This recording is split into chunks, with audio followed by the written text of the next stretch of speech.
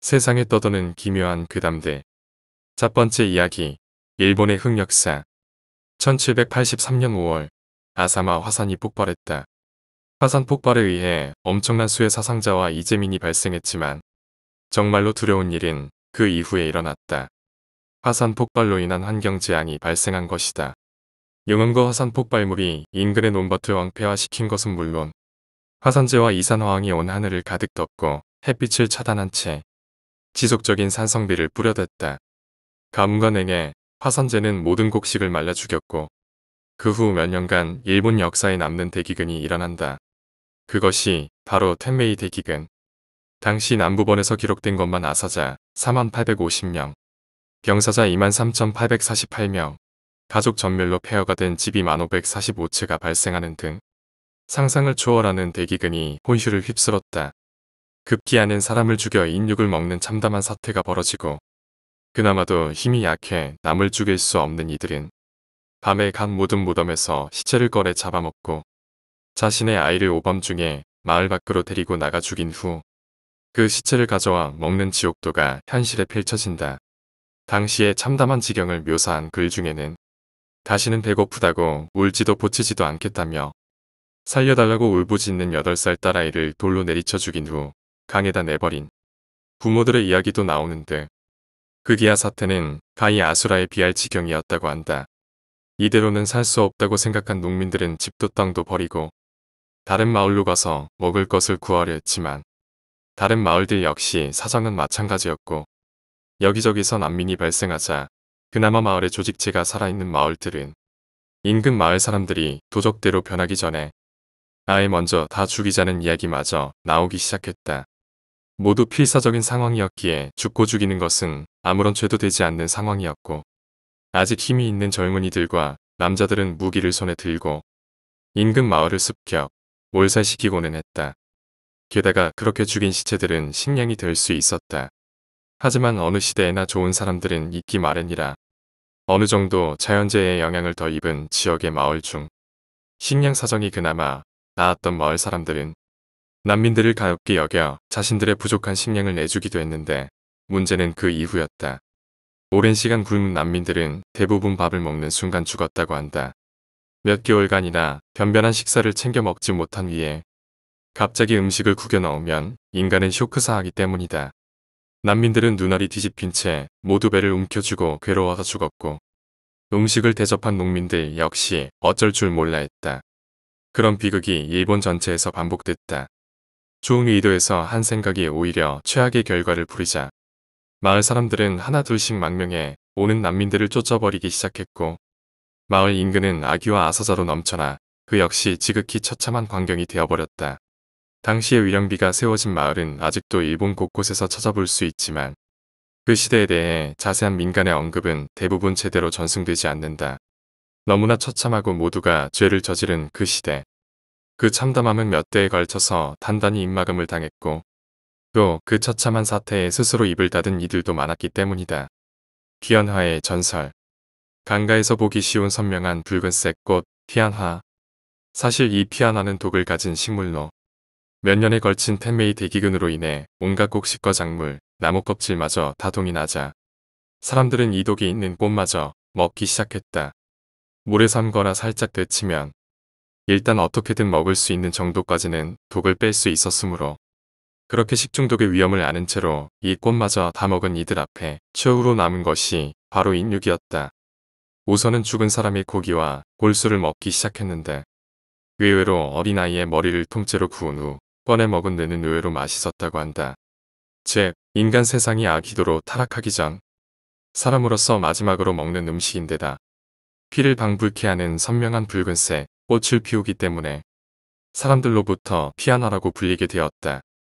피안이란 강 건너 저쪽 둔덕이라는 뜻으로 속세, 현세와는 상대적인 개념을 일컫는다. 지금은 그저 그 선명하고 매혹적인 아름다움의 이 꽃을 좋아하는 젊은 사람도 많은데다 심지어 꽃꽂이에도 자주 이용되지만 비교적 연배가 있는 노인들 중에는 아직까지도 재수없는 꽃을 하며 경원시하는 이들이 많다. 두 번째 이야기. 충남 당진. 내가 17살 때쯤의 일이었다. 지금 내 나이가 40을 넘어가고 있으니 벌써 30년도 더 전의 일이다. 그때 나는 충북 당진군의 한 시골 마을에서 살고 있었다.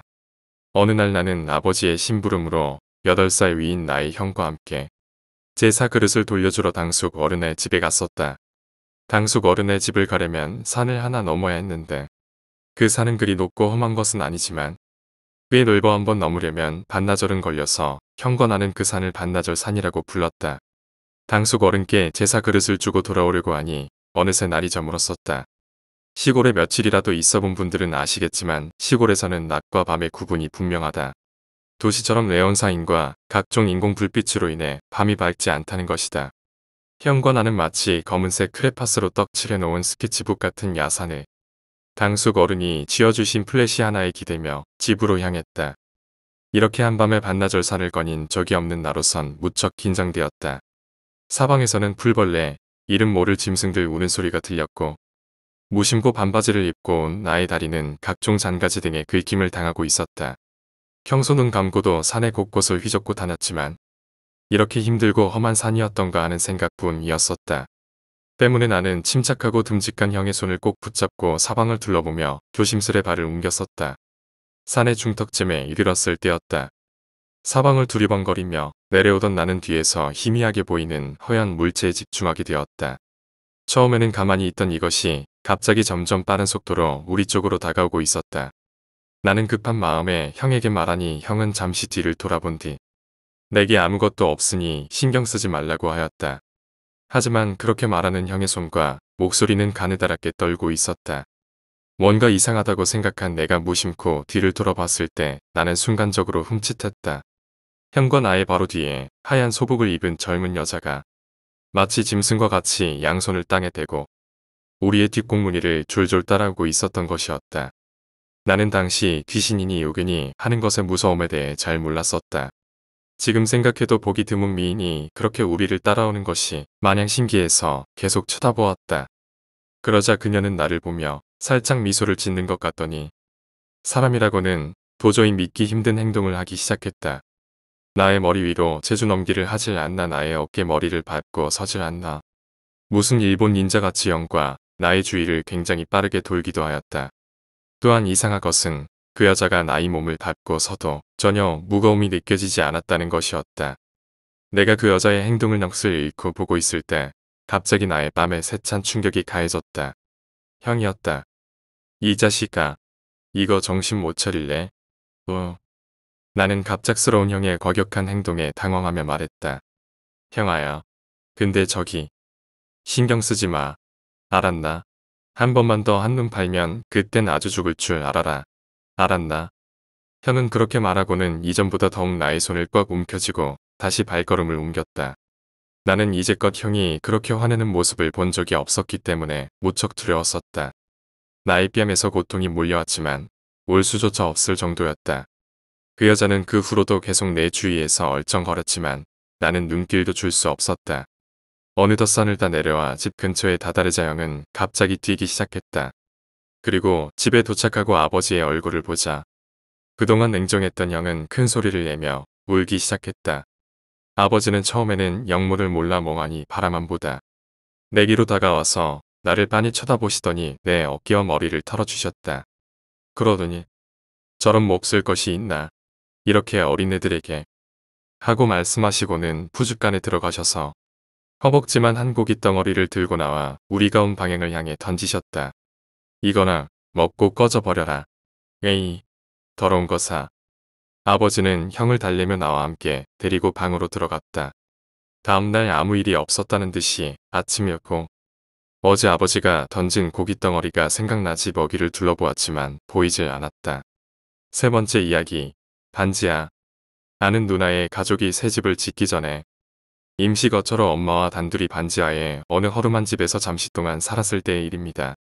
그 누나가 어느 날 하루 종일 일을 하고 밤늦게 집에 들어와 안방에서 엄마가 이불도 깔지 않고 불 끄고 주무시는 모습을 확인하고 자기도 너무 졸리고 피곤해서 씻을 생각도 안 하고 그냥 자기 방에 누웠답니다. 그렇게 얼마간 잠이 들었는데 거실에 전화벨이 울리더랍니다.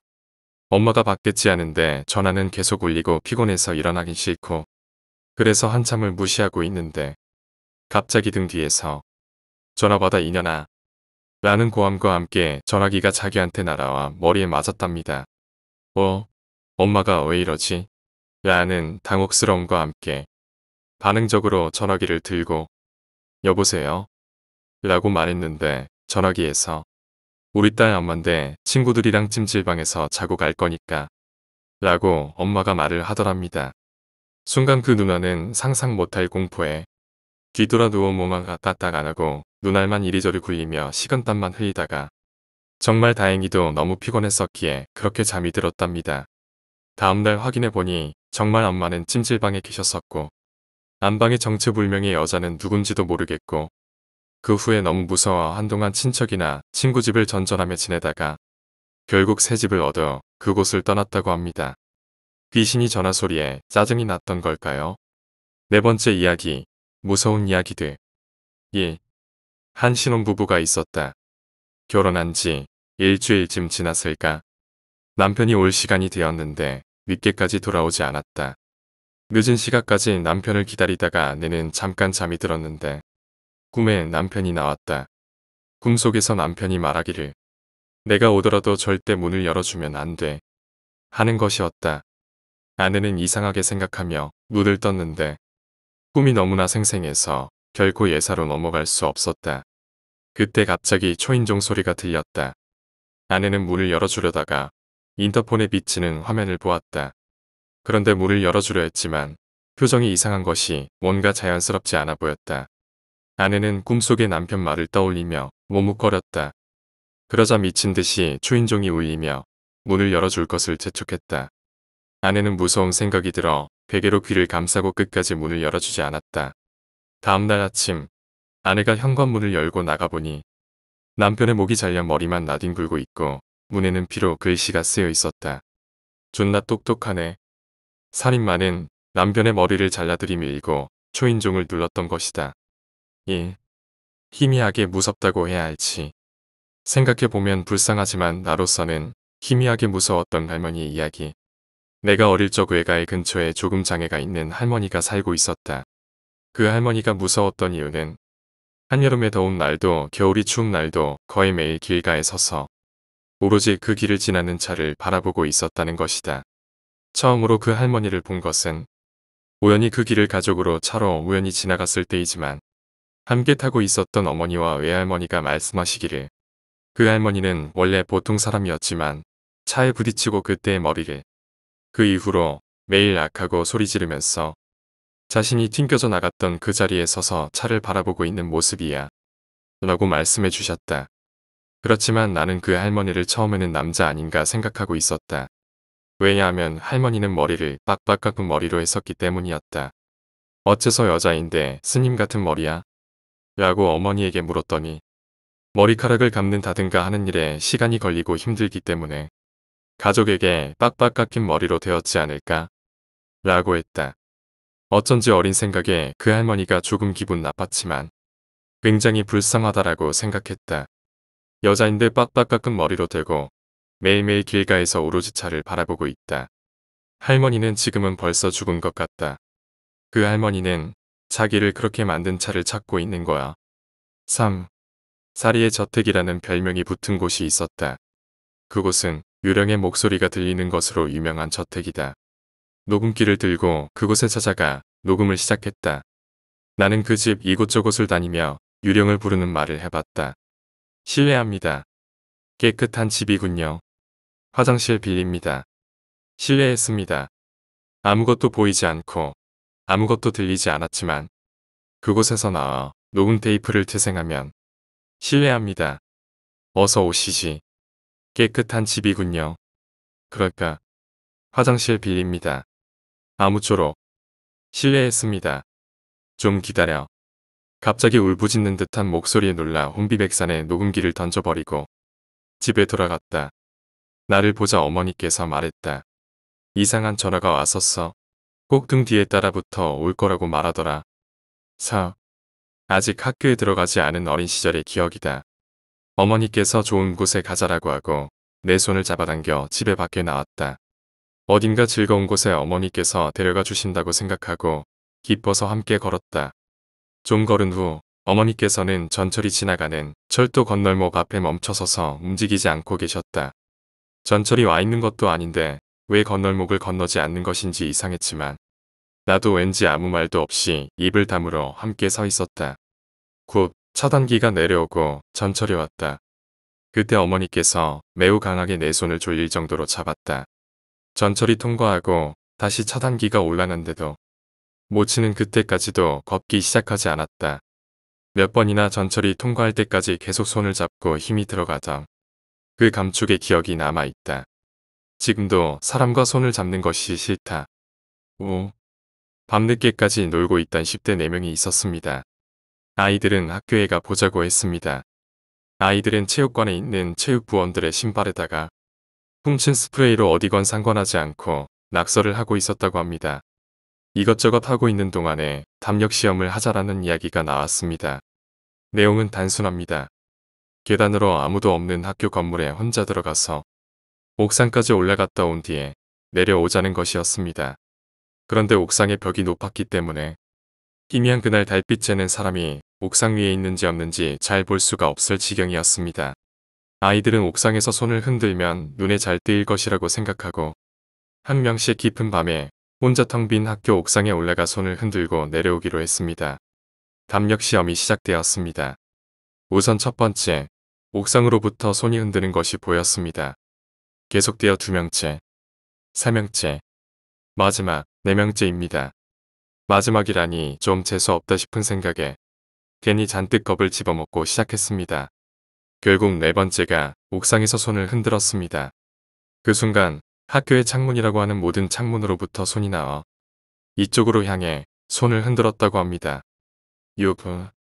모 병원에서 간호사를 하고 있는 사촌 형제로부터 들은 이야기. 어느 말기 암 환자를 담당했을 때 그 환자의 손자의 모습이 이상하다는 눈치를 챘다고 한다. 4세가 되는 그 사내 아이는 언제나 어머니에게 이끌려 할아버지인 그 환자의 곁으로 오지만 어머니가 담당 의사와 서로 이야기하고 있는 동안 개인실에서 할아버지를 문병하고 있어야 할 그 아이는 어머니가 방으로 돌아오면 항상 세면대에서 손을 팔꿈치까지 열심히 씻고 있었다는 것이다. 어느 날 그 간호사가 개인실로부터 작은 비명과 함께 사내 아이가 세면소에 뛰쳐나가는 것을 목격했다고 한다. 다음에 면회일에 신경이 쓰인 그녀는 살그머니 개인실 안을 보았다고 한다. 사내 아이가 반울상을 지으면서 할아버지의 입속에 팔을 넣고 있었다. 목 안을 손으로 긁어주는 것 같다. 암이 극심해져서 이미 고통을 느끼는 신경까지 대부분 망가져버린 사람의 경우에는 암의 고통이 극심한 가려움으로 느껴지는 경우가 있다고 한다. 특히 그 환자는 식도암이었기 때문에 사내 아이는 매번 손톱 끝에 긁혀나온 붙은 목구멍에 살갗을 열심히 씻고 있었을 것이라고 한다. 7. 사람을 놀리는 것이 취미였던 한 사람은 괜히 레스토랑 같은 곳에 가서 2명 앉을 자리 없습니까? 해서 둘이서 앉을 자리를 안내받게 되면 혼자 앉아 밥을 먹으며 2명 앉을 자리를 찾기는 했지만 온 사람은 저 혼자입니다. 라며 비웃고 놀리는 일을 자주 했다. 그런데 어느 날 그 사람이 한 식당에 들어가자 아무 말도 하지 않았는데 식당의 종업원이 한 사람이 앉을 자리를 더 마련해주고 식기와 물을 따라 주는 것이었다. 그 사람은 매우 이상하게 여겼다. 그 사람이 저 혼자 왔는데요. 라고 되묻자 식당 종업원은 이상하다. 꼭 2명인 것 같았는데 라고 하는 것이었다. 그 사람은 의아해하며 식사를 마치고 식당을 나왔다. 그런데 그것은 시작일 뿐이었다. 그 이후로는 가게를 들어가도 무심코 모든 점원들이 2명의 손님이 온 것이라고 착각하곤 했고 버스에서 자리에 앉아도 옆자리에 누군가 앉았다고 생각하는지 아무도 앉지를 않았다. 누군가 내 옆을 따라다닌다. 누군가 내 옆을 따라다닌다. 그 사람은 누군가 계속 따라다니는 듯한 느낌에 미쳐버릴 것만 같게 되었다. 마침내 그는 엄청난 공포를 느끼고 그런 일을 느끼지 않도록 자기 혼자만 방 안에 갇혀서 사는 생활을 하게 되었다.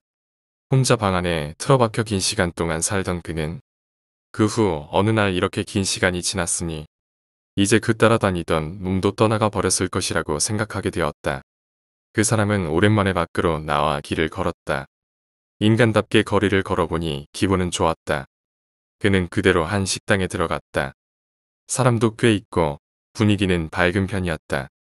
그는 종업원이 안내해주는 자리로 가서 앉기에는 아직 공포를 완전히 극복하지 못했으므로 다 형식으로 되어 있는 자리에 한쪽 칸에 앉았다. 자리에 앉아 왜 내가 이딴 일로 그렇게 두려워하고 있었나 하는 생각이 들 만큼 시원한 기분이었다. 어서 오십시오. 주인이 인사하며 물을 한 컵 그 사람 앞에 따라 주었다. 그리고 그 옆자리에도, 그 옆에 또 다른 자리에도, 그 옆에 또 한 자리에도, 그 옆자리에도, 그 옆자리에도 계속 물을 한 컵씩 따라 자리에 놓았다. 8. 내 친구가 학생 시절에 방을 빌려 자취를 하고 있었는데 방의 벽 한쪽에 엄마 아빠 최고 라는 아이의 낙서가 남아 있었다. 그 삐뚤빼단 어린이 글씨의 그 낙서를 보고 절로 미소가 나온다는 생각을 했다고 한다. 몇 달간 거기에 살고 있었는데 역시 자취보다 기숙사가 돈이 덜 든다는 생각이 들어서 이사하기로 결정했다고 한다. 그래서 방을 비우면서 청소를 하고 가구를 움직이는 동안 문득 벽에 있던 낙서 아래에 또 다른 낙서가 보였다. 엄마 최고. 엄마 아빠 최고. 친구는 신기한 생각이 들어 원래 있던 가구까지 완전히 밀어내고 벽을 보았다. 벽에는 빽빽하게 낙서가 가득했다. 엄마 최고. 엄마 아빠 최고. 아빠 최고. 빽빽하게 수없이 가득 적혀있는 낙서에 친구는 놀랐다. 가장 아래 쓰다가 멈추게 된 글씨로 마지막 낙서가 있었다. 엄마 제발 살려줘. 5번째 이야기 아무도 없는 집. 정확하게 언제인진 기억이 안 나지만 아마 초여름 6월쯤 되었을 겁니다.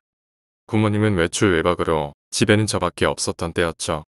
아마 시각은 새벽 1시쯤 되었을 겁니다. 제 방에서 PC 게임에 열중하고 있었죠.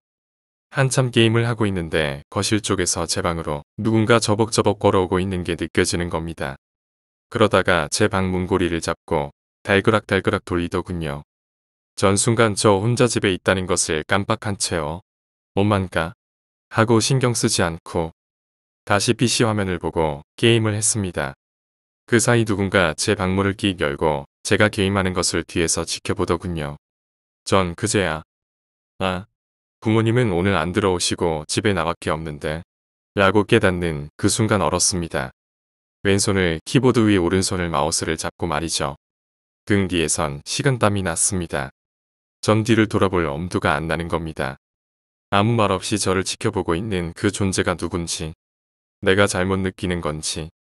그런데 그 시선은 저를 계속 쳐다보는 겁니다. 그 시간은 너무 길게 느껴지더군요. 그러더니 그 존재는 저를 가만히 지켜보다가 제 오른쪽에 있는 창문에서 사라졌습니다. 정확히 그 창문을 뚫고 통과해서 사라진 거지요. 또한 처음에는 닫혀 있었던 제 문도 열려 있었습니다. 원래는 닫혀 있었어야 정상인데 말입니다. 전 그날 집에서 못 자고 PC방에서 잠자고 출근했습니다. 저를 뒤에서 가만히 지켜보던 그 존재는 뭘까요? 귀신인 걸까요? 저는 지금도 그때 가위 눌린 거라 생각하려고 합니다. 6번째 이야기, 신문 배달. 제가 고등학교 3학년 때 얘기를 하고자 합니다. 별로 무섭진 않겠지만 재미있게 봐주세요. 실업계를 다닌 터라 고3, 9월부터 실습을 나가기 시작했습니다. 이마트에서 일했는데요. 실습을 하면서 새벽에 신문 배달을 한 적이 있었습니다. 아침 일찍 일어나서 운동도 하자는 좋은 취지로 시작한 일이었죠. 아마 10월 말, 11월 초였을 겁니다. 새벽이면 엄청 컴컴하죠. 또한 시간에 맞춰서 조간신문을 돌려야 하기 때문에 새벽 일찍 일어나 돌려야 합니다. 그런데 그 지역이 빌라 지역이었는데 정말 지어진 지 20년 가까이 되는 정말 오래된 빌라 지역이었죠. 밤에 보면 정말 흉물스럽기까지 합니다. 또한 오래된 건물이라 그런지 몰라도 간혹 가다가 센서가 안 먹히는 건물도 있더라고요. 처음이야 무섭고 흉물스러웠지만 한 달 넘게 하니까 그것도 괜찮아지더군요. 아무튼 그날도 새벽부터 신문사 찾아가서 신문 뭉텅이를 받고 오토바이를 타고 제가 정해진 구역에서 돌리고 있었죠. 그 빌라 지역이 5층짜리라 지층 먼저 돌리고 5층에서부터 1층까지 내려오면서 돌리는 방식으로 하고 있었는데요. 5층부터 시작해서 쭉 돌리다가 내려오고 있었습니다. 3층을 지나서 2층으로 내려가는 순간 위에서 다다닥 누군가 급히 뛰어내려오더군요. 전 처음에 누구지? 이렇게 일찍? 아직 출근 시간도 아닌데 출근을 급히 하나? 라고 생각했죠. 근데 이상하게 그 뛰어내려오는 소리, 건물 전체를 울리는 소리는 나는데 제 눈앞에 보일 생각을 안 한 겁니다. 그렇게 뛰면 당연히 내 눈앞을 스쳐 지나쳐가야 정상인 시간인데 말이죠. 그래서 이상하게 생각하면서 3층과 2층의 중간에서 무심코 3층 쪽을 쳐다봤죠. 3층에서 올라가는 계단에서 어떤 사람이 엎드려서 저를 계단과 계단 사이의 틈으로 빤히 쳐다보는 겁니다. 눈도 마주쳤어요. 그러더니 다시 타다닥 뛰어서 올라가더군요. 근데 더 웃긴 건 제가 분명 돌리면서 내려오면서 지나쳤을 때는 센서 등의 불이 분명 켜졌었는데요. 전혀 센서 등에 반응이 없었다는 겁니다. 나도 모르게 비명이 나오더군요. 저 그날로 신문 배달이고 뭐고 그대로 때려치웠습니다. 그날 저를 쳐다보던 그 존재는 뭐였을까요? 아직도 그 순간이 뇌리에서 잊히지가 않습니다.